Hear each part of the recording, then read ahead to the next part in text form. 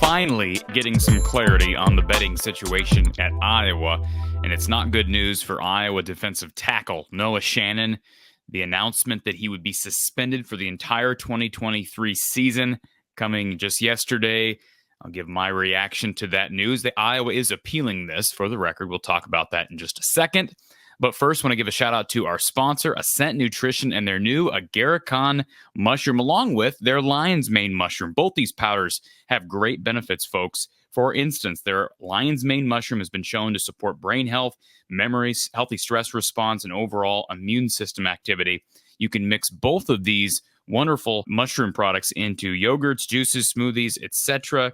And just like the algae oil DHA, perhaps you've tried that product. It can actually be enjoyed by your pets, used on your pets as well. It's safe for animals. Use the code Hawkeyes to receive 15% off your total order, courtesy of this show and Ascent Nutrition. Lance Shuttler, former Hawkeye graduate Lance Shuttler, owner of Ascent Nutrition. We appreciate them sponsoring the show.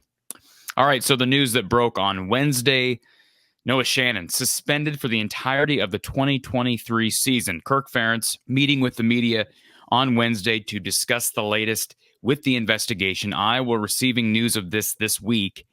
And according to a release on Tuesday, Iowa was not going to be releasing detailed information about these individuals' suspensions unless they gave the coaching staff, the staff, permission to do so. And obviously, Noah Shannon gave Kirk permission to talk about the suspension. He is apparently going to miss the entirety of the year. Now, they're going to appeal this. But this is just a sad situation. Remember, Noah Shannon came back for an extra year. He was set to graduate, would have had a chance to be drafted last year. I don't know that he's a high-end draft pick if and when he leaves. But here's what's sad about this. Suspended for the entire season, did not bet on the football team, according to Kirk Ferentz. He did bet for an Iowa team. He bet for them, all right? Kirk Ferentz was quoted as saying he did nothing criminal. That's not the first time he said that about Noah. And he has come to Noah's defense several times. Remember, he attempted to get him to Big Ten Media Days. One thing Kirk did mention that should be thrown out there as well, Beth Getz is involved in this appeal process. So the interim AD has a big, weighty assignment on her hands early. She just started, of course, at the beginning of the month. She is involved now with the appeal to the NCAA. But this just screams the Drew Ott situation. Like, I know it's different.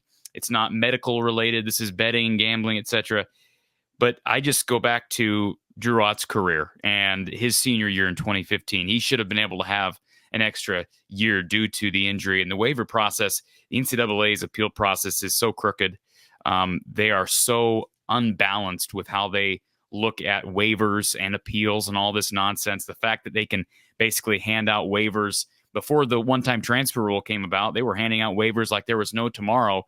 And yet a situation like this, it looks like they're going to take Noah Shannon's entire final season away from him simply because he placed a few bets on an Iowa team, or a bet on an Iowa team, not the football team, and he bet for them, not against them. It's just very strange to me and very sad. Not that I'm endorsing gambling, never have gambled in my life, but my point is, and I've talked about rules being rules, I believe he should be suspended because he broke the rules, but for an entire year, I just think it's absolutely ridiculous with some of the things the NCAA has allowed to have happen on their watch. One thing that Kirk Ferentz did bring out is that he is allowed to be with the team. So they're appealing this. They'll try to get him back at some point during the season. In the meantime, he is able to practice, is able to work with the team, but Iowa may receive further clarification on his ability to practice at some point. And if the appeal gets denied, he can practice and I guess help out as far as a scout guy. But there'd be really no point of doing that. He'd just be hurting his draft stock, assuming he heads to the NFL draft in April. But again, just sad story. As far as the impact for Iowa's defensive line, the good news for the Hawks is this is the deepest position on the team. And if you're talking about one specific spot on the defensive line where Iowa can probably deal with some attrition, it would be D tackle. I think they're a little bit deeper inside than they are on the outside. Of course, they do have pieces on the outside. Don't get me wrong, with Joe Evans, Ethan Hurkett, Deontay Craig. But look at that inside. I mean, you've got, even with Shannon out, you've got basically three starters ready to fill two spots. You've got Y.A. Black, you've got Logan Lee, and you've got Aaron Graves. And let's not forget, I'm high on Ontario Thompson. This will give him an opportunity, I would think, to play more, and perhaps even Brian Allen. He ran a lot on the outside during Kids Day. but he also is big enough to probably get some snaps on the inside. Iowa's very deep up front. This does not affect my projection for this team.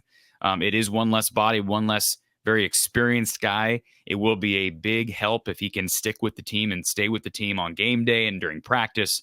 So we'll continue to hold out hope that his appeal gets revisited. Just a sad situation for a guy who gave Iowa an extra year. And I was told that when he did that initially that NIL was part of the decision-making process. But look, he could have went to the draft probably and gotten drafted and made a lot of money this year in the NFL. That's probable, I guess I should say.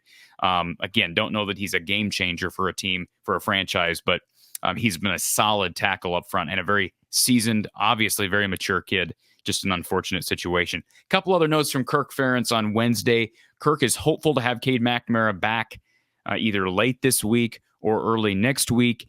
And I've heard some rumors out there about people thinking he's going to miss week 1 or 2. I have heard nothing to indicate such. I'm not in conversations with the McNamara's or with the coaching staff actively. I've heard nothing to give me an indicator that he is in danger of missing week 1. Now, that could change. Obviously, when you're dealing with strains, quad strains, those things can linger. Kirk did say that Nico Ragaini will be back soon as well. Cooper Daijon is back. I was also told through a source that Daijon Parker is back. That's good news for Iowa on the offensive line. Unfortunate news, Kirk Ferentz bringing up the point that Jeff Bowie, who's been plagued by injuries since he arrived, the Central Iowa native, is out for, quote, significant time. That is unfortunate. But again, positives here. Kirk did say there will be a couple others who are facing multi-game suspensions, but no one else out for the season.